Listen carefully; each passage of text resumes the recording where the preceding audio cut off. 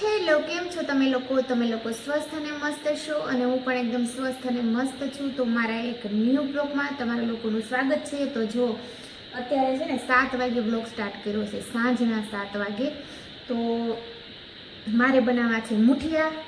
તો આ બધો સામાન આવી ગયો છે મુઠિયાનો. જો સાહેબારે મગાવ્યો હતો તો બધું વગેરે સામાન આવી ગયો છે. મને એમ હતું કે મેથી નહીં મળે, મીન્સ કે નજીકમાંથી નહીં મળે, દૂર જવું પડશે. અને સાહેબ ઓફિસે હતા એટલે સીધું વરસાદે ચાલુ છે એટલે કે દૂર જઈ શકે નહીં, એટલે કાંઈ નહીં, મળી છે નાની એવી પણ મળી ગઈ. તો ચાલો આપણે બનાવીએ મેથીના મુઠિયા. તો હું કેવી રીતે બનાવું છું એ તમને લોકો સાથે તમારા લોકો સાથે શેર કરીશ, અને તમે લોકો કેવી રીતે બનાવો છો તે પણ મને જરૂરથી કહેજો. તો બન્યા રહો બ્લોગમાં, હું બધી તૈયારી કરી નાખું મુઠિયાની. ઓકે, તો જો અહીંયા નાનો વાટકો છે ને, મેં બાજરાનો લોટ લઈ લીધો છે. આ વાટકો ભરી મેં બાજરાનો લોટ લીધો છે. અને પછી લઈ લીધો છે આ એક વાટકો ચણાનો લોટ, અને આ એક વાટકો ઘઉંનો લોટ, બરાબર. અને પછી મેથી લઈ લીધી છે, એક વાટકો મેથી, એક વાટકો કોથમીર, આ ડુંગળી અને દૂધીને મેં ખમણી નાખી છે. ખમણીને નાખવાનું, બે મિક્સ ખમણી નાખી છે મેં. તો દૂધી અને કાંદા, બરાબર. હવે નાખવાનું છે આ લસણની કળી રહીને મેં ખાંડી નાખી, અધકચરી ખાંડવાની, સાવ નહીં ખાંડવાની. પછી નાખવાનું છે આ લસણની કળી રહીને મેં નાની નાની સુધારી નાખી છે, એ નાખી દેવાની છે. આમાં એવું છે, રુદ્ર કે સાહેબ ઘરે છે ને એટલે મારે થોડીક વિડીયો લેવામાં તકલીફ થાય. એ હોય તો ન વાંધો આવે, પણ કાંઈ નહીં, એડજસ્ટ કરી લઈશ, બીજું શું. જો તમને લોકોને આદું ભાવે તો આદું પણ ખમણીને નાખી શકો છો. મારા સાહેબને એને આદું ભાવતું નથી એટલે હું નથી નાખતી. અને પછી જો હળદર નાખી દીધી છે, દોઢ ચમચી જેવી હળદર.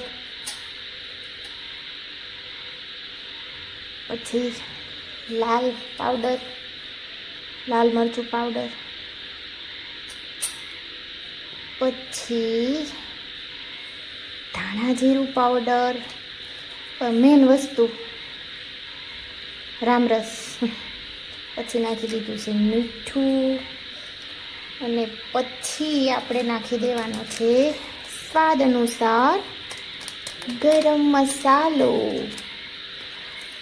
હવે છે ને આ બધું મિક્સ કરીને લોટ બાંધવાનો છે. જો હું તો પાણીથી બાંધી શકો, અને તમારે ખાટા મીઠા કરવા હોય તો તમે છાશથી પણ બાંધી શકો.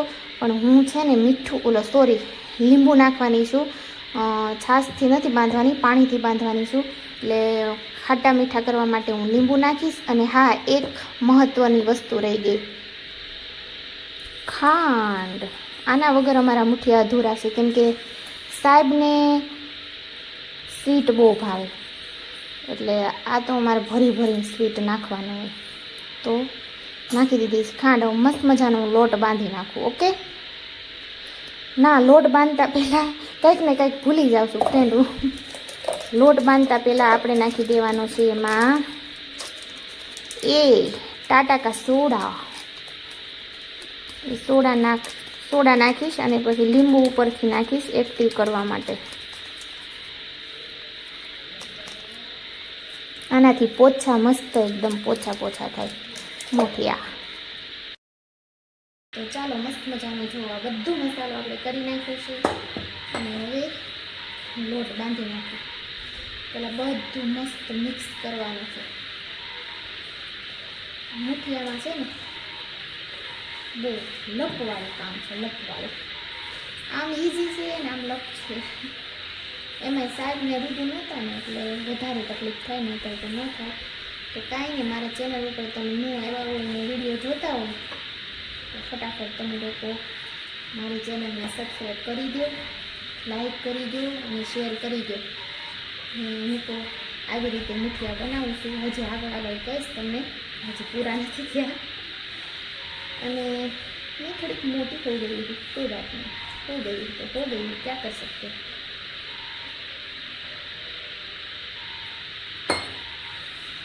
ચલો, મસ્ત લોટ બાંધી નાખું ને પછી તમારે લોકોને બતાવું. તો જો અહીંયા મસ્ત મજાના જો આવી રીતે મુઠિયા કરી નાખ્યા છે. અને મેં અહીંયા જો શું કહેવાય કાઠો મૂક્યો છે, એના ઉપર ડીશ મૂકી છે, અને આ ડીશમાં છે ને તેલ લગાવ્યું છે, જેથી કરીને મુઠિયા ચોટી ન જાય. આપણે મુઠિયાને બાફવા મૂકી દીધા છે. મારે શું કહેવાય યાદ નથી આવતું, ઢોકળિયું છે આ મુઠિયાનું બાફવાનું, પણ અહીંયા માળિયા ઉપર પડ્યું છે ને એટલે મેં કંઈ કાઢ્યું નહીં. એટલે મેં કીધું કાઠો છે તો આમાં આપણે છે ને 20 થી 25 મિનિટ સુધી બાફવા દેવાના છે આને. અને એની ઉપર આપણે મૂકી દઈશું, એની ઉપર આ ખાણી મૂકી દેવાની વજનવાળી વસ્તુ, જેથી કરીને હવા બારી ન નીકળી શકે અને આપણા મુઠિયા મસ્ત મજાના બફાઈ જાય. તો કાંઈ નહીં, ચાલો બાફવા મૂકી દીધા છે. 25 મિનિટ સુધી આપણે બફાવા દેવાના છે. તો જો મુઠિયા બફાઈ ગયા છે ને, હજી 8:30 થવા આવ્યા ને તો સાહેબને રુદ્ર જે આવ્યા નથી ઓફિસથી, તો હું તમને લોકોને બતાવું કે મેં મુઠિયા બાફી નાખ્યા છે ને હવે આપણે મુઠિયાને વઘારવાના છે. ચાલો, જો મસ્ત મજાના મુઠિયા બફાઈ ગયા હતા અને મેં આવું જો ગોળ રાઉન્ડમાં ગોળ શેપમાં આપણે તેને સમારી લીધા છે જો. અને હવે છે ને જો અહીંયા વઘારવાના છે આપણે આમાં, તો વઘારીએ. ચલો, મજાનું અહીંયા ગરમ થવા તેલ મૂકી દીધું છે. અને જો આમાં છે ને આખું જીરું અને રાઈથી વઘારવાનું હોય, પણ છે ને રુદ્ર આખું જીરું નાખીએ ને તો ખાતો નથી મુઠિયા, એટલે હું આખું જીરું નહીં નાખું. તમે આખું જીરું પણ નાખી શકો વઘારવામાં. એટલે અત્યારે હું ખાલી રાઈ અને હિંગથી વઘારવાની છું.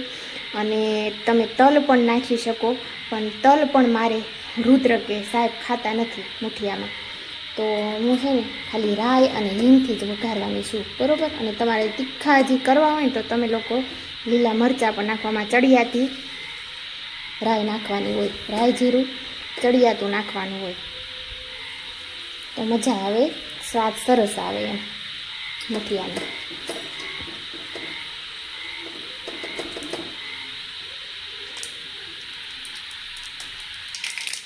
રાઈ બધી કકડી ગઈ છે. હવે આપણે એમાં હિંગ નાખી દઈએ. મીઠો લીમડો પણ નાખી શકો વઘારવામાં. મસ્ત મજાના નાખી દીધા છે. મસ્ત એને આપણે ફેરવી લઈએ.